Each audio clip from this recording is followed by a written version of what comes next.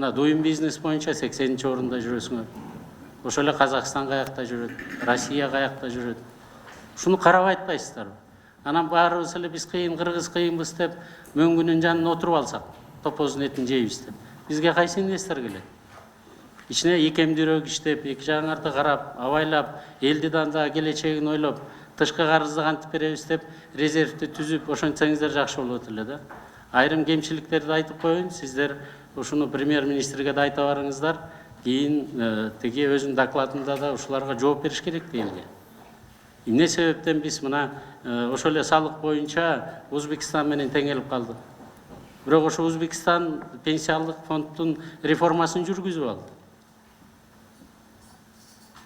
Анан биздин инвесторлор кантип келет бизге? Элибиздин көлөмү азыраак болсо, келген инвесторлордун баары мына ат башыдай кылып кууп атсак, аларды коргой албай атсак, элдер менен сүйлөшө албай атсак, бул өтө кыйындап баратат да. Сиздер кыйын нерсени жөнөкөйлөткөндүн ордуна биз муну аябай кайра татаалдаштырып баратабыз да.